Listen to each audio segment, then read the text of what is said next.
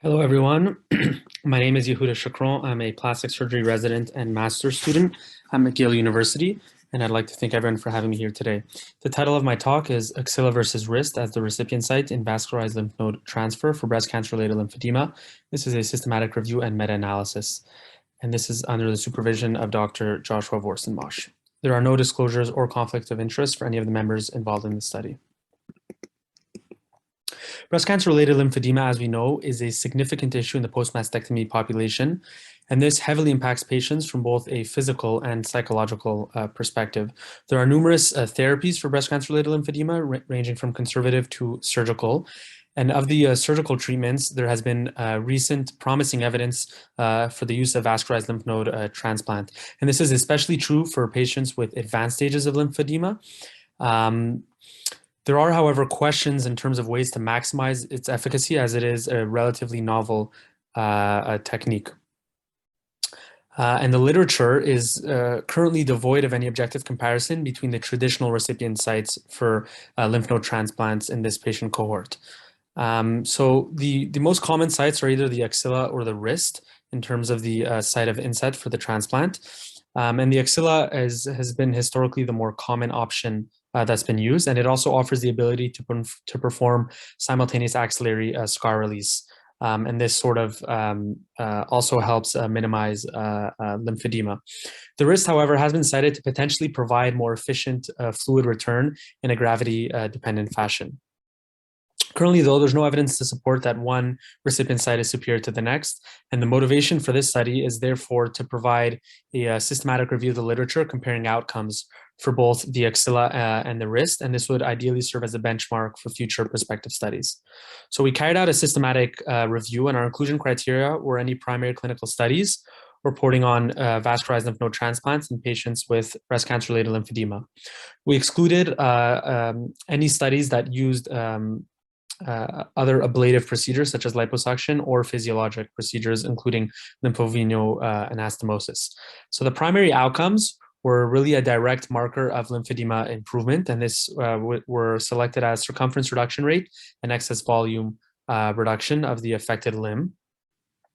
And then our secondary outcomes were postoperative decrease in infections per year, which, as we know, recurrent cellulitis is a very important issue in this patient cohort.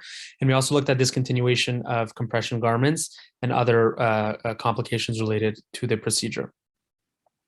This was achieved by using a subgroup analysis comparing the primary outcomes between the axilla and wrist cohorts, and through a meta-analysis, which was carried out by a dedicated biostatistician. So in terms of our results, 37 studies were included following a full text review, and this comprised 689 patients with a mean age of 54 years at surgery and a mean BMI of 28. The mean time from diagnosis of breast cancer-related lymphedema to the transplant was 3.5 years. And from the patient cohort, 85% received adjuvant radiotherapy. And there was a pretty fair split between axilla and wrist, with 48% being wrist and 52% being the axilla. And the ISL staging system was the most common system used. So overall, pooled across both the axilla and the wrist cohort, the circumference reduction rate was 46%, as well as the excess volume reduction rate. So significant improvement in the reduction of limb volume and circumference for both cohorts. There's also a significant decrease in infections per year at 2.67, and 68% of patients were able to completely discontinue their compression garments. Minor complications were noted in 24% of patients, and these included simple seromas and a lymph node flap re-exploration, and the minor complications did not require further operative intervention. Major complications occurred in 1.7%, and these included complete flap failure, donor site lymphedema, and PE in 0.3% of patients. So before carrying out our subgroup analysis, we needed to confirm that the baseline characteristics between the axilla and the wrist cohorts were similar to make sure that there were no confounders. And overall, looking at the subgroups, so circumference reduction and excess volume reduction, comparing the axilla and the wrist, there were no differences in baseline demographics in terms of age, BMI, duration of lymphedema prior to transplant, radiotherapy use, And these are really the main factors that impede lymphedema outcomes, and there were no differences between both cohorts.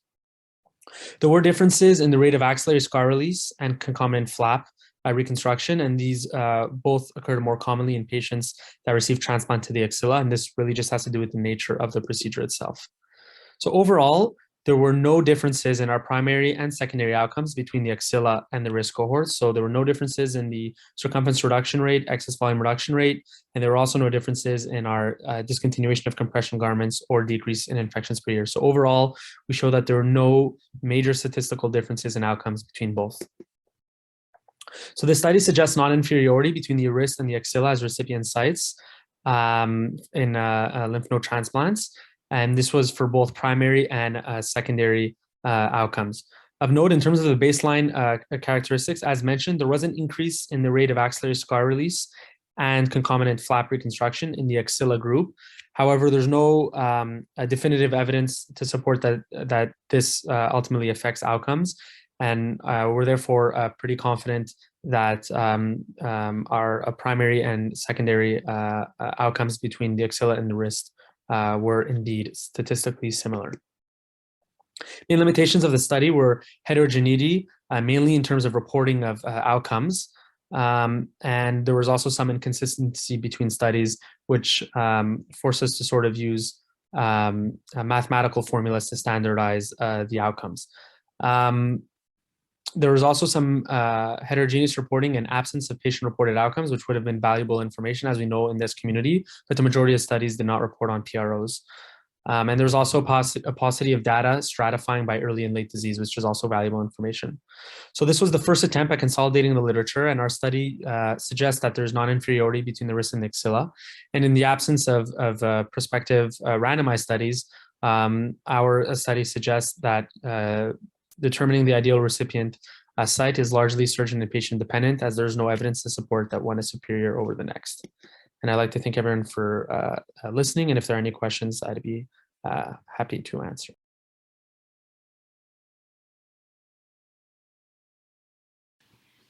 Hello, my name is Elisabeth Lorange. I'm a medical student at Université de Montréal, and today I will be presenting our case series on lymphaticus venous anastomosis and vascularized lymph node transfer for the treatment of lymphedema under the supervision of Dr. Marie-Pascale Tremblay-Champagne. We have no conflicts of interest. Lymphedema is a chronic and debilitating condition. The main symptoms include chronic swelling, progressive trophic skin changes, localized pain, diminished range of motion, recurrent soft tissue infection such as cellulitis, and heaviness in the affected extremity. As you can see on the table, there are several stages to lymphedema, grading from 0 to 3. Treatment options are surgical versus non-surgical management.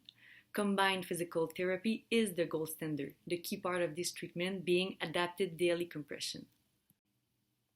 There are two main reconstructive surgical techniques, lymphaticovenular anastomosis, LVA, which are connections between subcutaneous lymphatic vessels and nearby small veins and venules, and vascularized lymph node transfers, VLNT, which is a free tissue flap that are composed of vascularized lymph nodes that are transferred to the affected limb.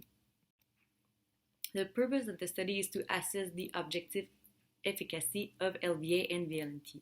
Efficacy was defined as a reduction of limb volume, a decrease in dependency on daily compression garments, and a decrease in frequency of recurrent cellulitis. We conduct a retrospective study. Our patient has been treated with LVA or VLNT since 2018.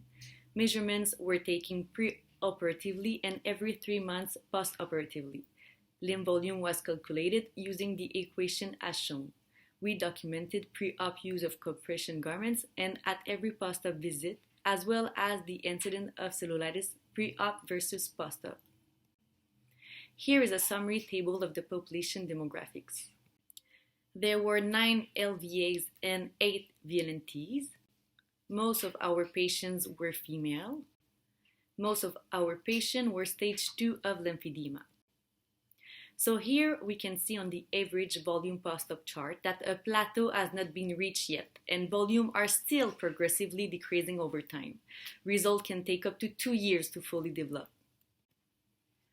Compared to the contralateral VLP limb, the lymphadematous limb was on average 46% larger preoperatively.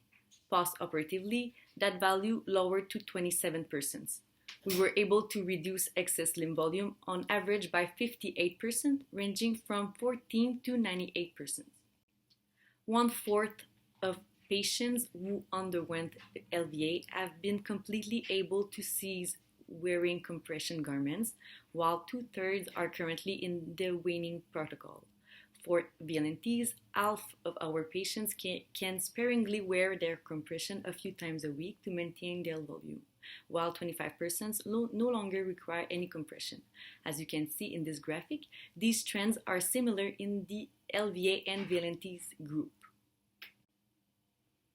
Here we obtained significant results as the incidence of cellulitis went from 44% to 17%. One patient required daily prophylactic antibiotics before the operation to reduce cellulitis and now has been off antibiotic for 1 year with no new episodes. Here is an example of before and after. We can see a complete response to the VLNT treatment on the left arm. The volume is getting back to normal. None of our patients suffered from post-operative complications.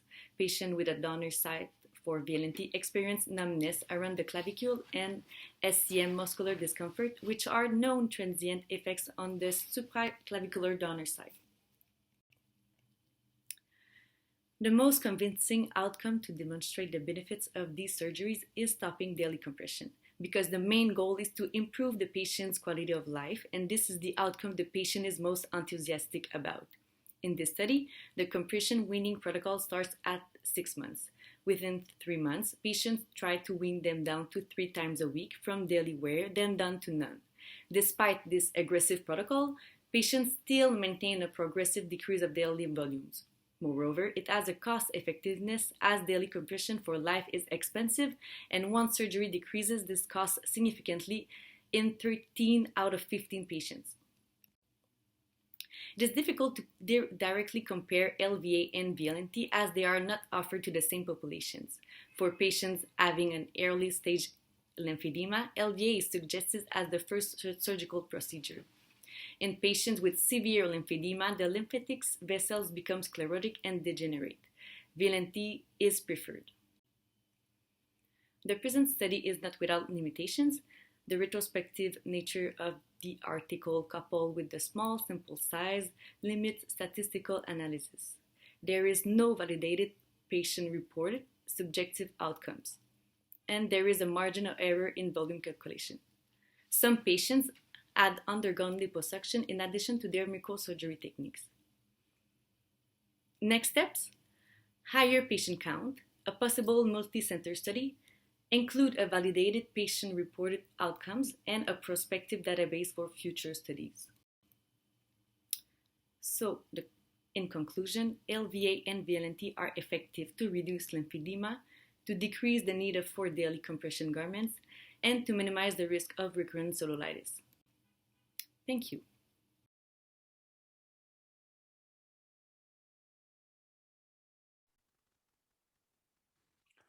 Hello, everyone. My name is Yehuda Chocron. I'm a third-year plastic surgery resident and master's student at McGill University. The title of my talk is The Utility of the Omentum as a Vascularized Lymph Node Transfer Donor Site. This is under the supervision of Dr. Forstenbosch. I'd like to thank everyone for the opportunity to be talking here today. There are no conflict of interest or disclosures for any of the members involved in the study. Lymphedema is an extremely common issue, as we know, secondary to oncological treatments, and there's an estimated 50,000 new cases each year. And there are both surgical and non-surgical treatments for lymphedema. And recently, there has been increasing evidence with promising results for vascularized lymph node transplant, which is one of the common surgical options to treat lymphedema patients. And the outcomes are especially promising for patients with advanced cases that are typically refractory to conservative management. In terms of the areas, the donor sites for our transplant. These include peripheral sites, including the neck and groin, and there are also visceral sites such as the omentum. The literature is, however, devoid of prospective studies comparing the various donor sites. So to date, there's no evidence to support the superiority of a given donor site over the other. Peripheral donor sites are historically most commonly used, and these include the chains from the inguinal, supraclavicular, and submental regions. They are, however, associated with potential complications, and the most important is typically donor site lymphedema. So, for example, patients that have inguinal transplants are at risk for having lower extremity lymphedema, which is obviously a devastating complication. Other complications from peripheral sites include lymphocele and scarring.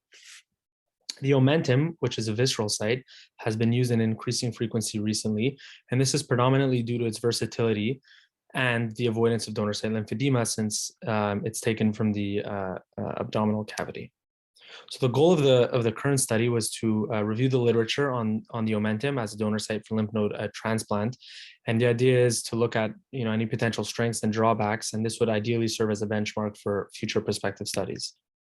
So the omentum was first documented in 1966 by Goldsmith as a viable donor option for a wide array of reconstructive procedures, and it was initially routinely used as a pedicled flap, meaning attached to its blood supply. Recently, though, it's been used as a free tissue transfer, and this has been used for chest reconstruction, breast reconstruction, and scalp reconstruction. So it's an extremely versatile flap that's used in plastic surgery.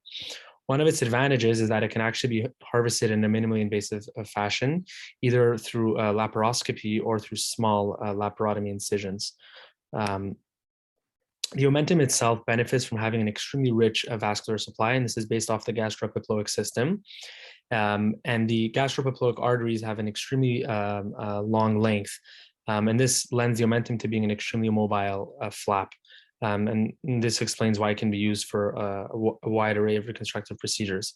The omentum itself also benefits from having an extremely large surface area, and it can be actually harvested as long as 40 by 60 centimeters. And as a result, residual omentum is typically left in the abdominal cavity, and this obviously reduces donor site complications. The omentum itself also harbors immunogenic and angiogenic properties. In terms of its mechanism of action, particularly as a lymph node transplant in decreasing lymphedema, one of the main mechanisms is its use as a pump. And essentially what it does is the venous system from the omentum effectively acts as a pump in which it drains lymphatic fluid. So for example, patients with upper extremity lymphedema post breast cancer treatment, the omentum would drain all the excess lymphatic fluid into the venous system of the omentum. The omentum itself is extremely versatile, and due to its large surface area and robust vascular supply, it can actually be divided. And this allows for both proximal inset into the axilla and distal inset into the limb, into the wrist, for example, when we're speaking about upper extremity lymphedema. Its intra-abdominal location also, and this is really one of the major benefits, makes it that there's no risk for donor site lymphedema, which, like I said earlier, is one of the main concerns when using peripheral sites. The omentum itself has also been postulated to decrease post-radiation axillary scar burden in breast cancer patients, which is obviously another huge benefit. And in patients that don't have any viable peripheral sites, the omentum is clearly the option of choice. When looking at the literature, the omentum has been cited to have an average volume reduction of 22.7 to 39.5%. And there's also been some emerging evidence that it appears to better control infections or recurrent cellulitis that lymphedema patients typically have. And one study cited a reduction as high as from 44% preoperatively to 13% postoperatively. In terms of inset, so as I mentioned, you can have both proximal and a distal inset. The benefit of using a proximal inset is that you can also perform concomitant axillary scar release, which should also decrease the lymphedema burden, and you can also decompress the axillary vein. So you can, essentially not only inset your omentum, but you can also decrease a compression of both the venous system, which also helps decrease lymphedema. One of the major benefits of the distal inset, so insetting the omentum into the wrist, is that it's been postulated to provide more efficient fluid return, and this is in a gravity dependent fashion. To date, though, the outcomes are actually equivocal between insetting in the axilla and the wrist, and our group actually published a meta-analysis on this. There are, however, no studies that are comparing double inset versus single inset, and prospective studies would be needed to show which is superior. There's also some evidence that is supporting sort of a combined procedure whereby you use the omentum as a lymph node transplant, but you can also combine this with a debulking procedure. And this has been shown to sort of act synergistically to improve outcomes. In terms of the potential drawbacks for the omentum, obviously this is intra-abdominal surgery, so that always lends itself to sort of having a risk for gastrointestinal related complications, so bowel adhesions, incisional hernias, bowel obstructions, and stromas. However, these are quite rare complications, and even more rare, there have been some instances of iatrogenic pancreatitis, but this itself is this again is extremely rare. And other complications of the omentum are sort of similar to other free tissue transfers. So the rate of complete flap loss is around 1%, and the rate of infection is also 1%.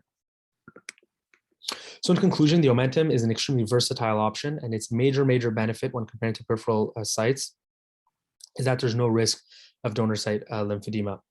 And there have been positive outcomes when using the omentum as a lymph node transplant donor site. And ultimately, future prospective studies are required to sort of compare the various donor sites and prove whether the omentum is superior to its counterparts. I'd like to thank everyone for listening, and if you have any questions, I'd be happy to answer.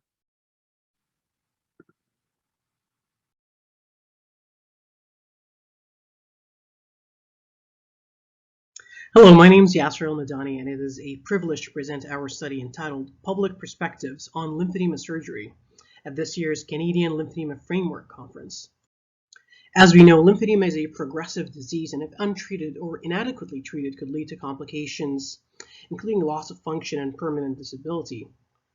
Many healthcare professionals are increasingly noticing the lack of comprehensive funding for lymphedema care in Canada, and the lack of public awareness of this prevalent disease and the lack of data on public perspectives on lymphedema could be contributing factors. The objective of the study was to gauge public's knowledge and interest in lymphedema management in North America. During the design phase of the study, a preliminary pilot survey was distributed to 100 participants to assess the quality of the questions asked and to ensure appropriate levels of comprehension. The final survey had 166 questions in total and contained several attention check elements. This is a sample from the survey that was designed. In total, 1,075 responses met the inclusion criteria and were included in the subsequent data analysis. The majority of participants were from the US, and 6% of participants were from Canada, and 86% of US respondents indicated that they have health insurance. The majority of included participants indicated that they were healthy with no past surgical history. Slightly more than half of respondents reported having heard of lymphedema, and over a quarter of respondents report having a family member or a friend with lymphedema. And furthermore, participants were able to correctly identify and rank the various stages of severity of lymphedema from the least severe to the most severe, indicating and confirming the public's ability to distinguish severity of lymphedema. Data from the survey indicates the public estimates that lymphedema patients would lose an average of 41 days of productivity per year and would visit the clinic up to 30 times per year. That is once every 2 weeks, far exceeding currently available resources. And the public also estimates that lymphedema patients would visit the ER for complications of lymphedema up to 8 times a year. Conservative treatments of lymphedema remain a cornerstone of lymphedema management, and the public appears to be very familiar with compression garments. However, there is a variable level of awareness of other conservative modalities that could help ameliorate the burden of lymphedema and support lymphedema patients. The public estimates that the annual cost of managing lymphedema through conservative management options that include compressive garments, clinic visits, ER visits, and indirect costs from loss of work productivity could be up to 10% or more of the average annual income in Canada. Also, the public perceives the annual cost of managing lymphedema with physiotherapy to be a minimum of $1,000 or more per year, and the public estimates the cost of compression garments per year to be $500 or more per year. The social impact segment of the survey examined the social impact of lymphedema, and participants were presented with 4 different social scenarios and detailed vignettes describing 4 hypothetical lymphedema patients. Participants were asked if they would accept those hypothetical lymphedema patients as fellow citizens, travel companions, close friends, or marriage partners, and it was noted that with the higher social proximity scales and closer relationships, the social acceptance rate continued to decrease, and more severe stages of lymphedema scored worse. When the public were asked about their perceptions of the most important challenges lymphedema patients are faced with, that should be the target of therapy and focus on improvement, the number 1 issue reported was pain followed closely by function. As we know, lymphedema poses an undeniable and significant burden on the quality of life of lymphedema patients. And when the public were asked about the acceptability of various stages of lymphedema, it was noted that most of the public would find the more severe stages of lymphedema to be an unacceptable burden to the quality of life, and that they would even consider undergoing a surgical intervention for more severe forms of lymphedema. When compared to the conservative management options for lymphedema, the public are less aware of the various potential surgical approaches for lymphedema management. However, the majority of the public perceived lymphedema surgery to be only effective in conjunction with other conservative measures. Public expectations of the outcomes of lymphedema surgery includes a decrease in limb circumference of up to 30%, and the public would tolerate a potential increase in limb circumference as a complication up to 27%. This is in contrast to studies that observed a 38% reduction in limb circumference with vascularized lymph node transfers. When participants were presented with realistic outcomes of lymphedema surgery, the majority indicated that they would likely undergo a surgical intervention for lymphedema. They would even pay up to $10,000 or more for this surgical intervention. The likeliness to undergo a surgical intervention for lymphedema was not limited to the upper extremities, and when the public were presented with outcomes of lymphedema surgery for lower extremity lymphedema, the results were consistent with the upper extremity results. When considering surgical intervention for lymphedema, priorities of intervention were in line with the previously presented data on the desired targets for lymphedema management, and the most important priority was found to be decreasing pain and improved sensation. The public consistently indicated that the financial implications of lymphedema surgery were the least worrisome factor given the significant disease burden of lymphedema. After participants were exposed to both conservative and surgical interventions for lymphedema, the public were asked about the financial coverage model that they would prefer and support. And over 65% of participants indicated and signaled that they would be in favor of a comprehensive, complete financial support for lymphedema surgery, including continued perioperative care. At the end of the survey, participants were asked to type down the 3 top words that come to mind when thinking of lymphedema. Words such as swelling, lymph nodes, fluid, and cancer were amongst the most popular words. Data from this North American survey suggests that the public has an impressive basic understanding of lymphedema, and that society recognizes the burden of lymphedema and acknowledges its association with significant psychosocial, health, and economic implications. And importantly, the majority of participants support a healthcare policy that provides complete and comprehensive funding for lymphedema care. Ultimately, data generated from this survey aims to creating awareness that is key to empowering patients to be vigilant and take swift action towards early intervention that can help minimize the sequelae of lymphedema and reduce total healthcare costs associated with this disease by decreasing the incidence of complications, disabilities, and hospitalizations. Thank you.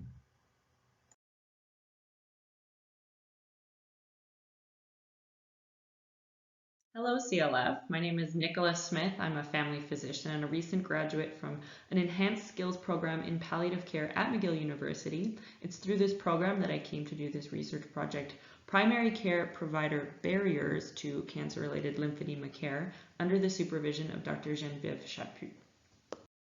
I have no conflicts of interest to disclose. To start, I'd like to provide a bit of background by reiterating some things we already know about lymphedema and cancer-related lymphedema. First, that these conditions affect very many aspects of the whole person and usually over the course of the whole rest of that person's life.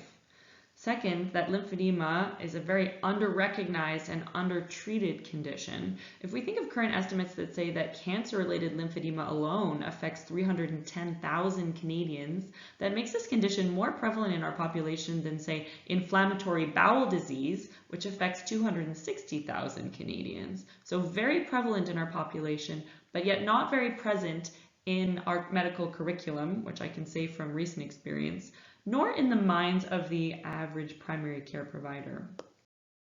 We also know that currently lymphedema care is overseen by a few highly trained specialists and that these specialists are overburdened. For example, to be seen at the only tertiary care affiliated clinic in the province of Quebec, there's currently a waitlist of 11 months.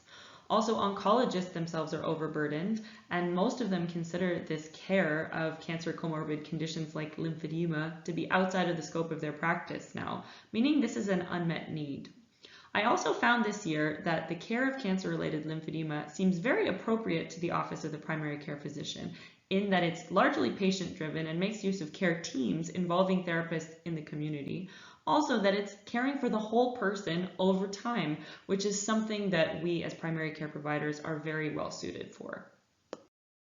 This led me to ask the question, why don't primary care providers currently play more of a role in the care of cancer-related lymphedema? Which turned into my research question, what are the barriers to the care of cancer-related lymphedema by primary care providers? And I chose to answer this question using a literature search conducted in December of last year on the databases of Medline and Embase, and I chose two very broad search terms, cancer-related lymphedema and primary care, which was not specific to family physicians or even physicians, could include nurses and other primary care providers. And I chose not to put any limits on the geographic area or year of publication. This is in order to cast the broadest net over discussion on this topic in the literature. That brought me 107 original articles whose abstracts I reviewed. Then I found 34 of those articles could be relevant to this discussion, so I reviewed those in full and found 19 of them which contained some discussion of real or potential barriers to the care of cancer-related lymphedema by primary care providers. I'll go over those results with you here in a few images. You'll see that the majority of the studies came from the North American context, with only 7 different countries being represented in the results. You'll also see that the majority of this discussion happened within the last 20 years, so my earliest article coming from 2003. You'll also see that 12 of the 19 articles were original research, while the rest were kind of review, guideline, or discussion articles. And you'll see that only 9 of these articles were written on the topic of cancer-related lymphedema, while the other 10 were written on the broader topic of cancer care in general. You'll also see that most of these articles are discussing breast cancer care or breast cancer-related lymphedema, with only a few articles discussing lymphedema from other types of cancer. So through this review, I was able to identify 7 distinct barriers to the care of cancer-related lymphedema by primary care providers, and I'll go through them with you briefly here in order of how frequently they were mentioned in the literature.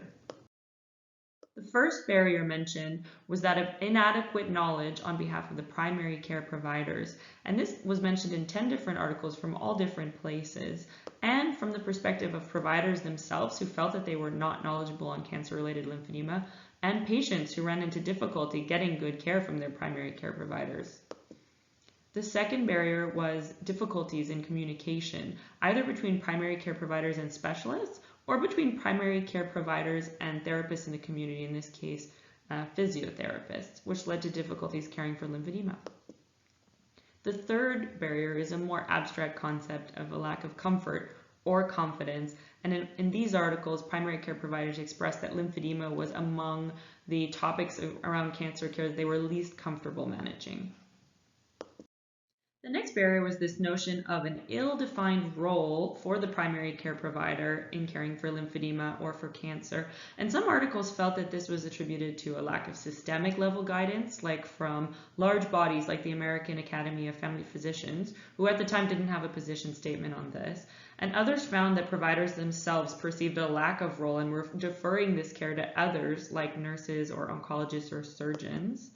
The next barrier was one of having insufficient time or reimbursement to actually give the counseling needed, and some speculated this was one of the reasons providers were, as we mentioned, uncomfortable providing this care.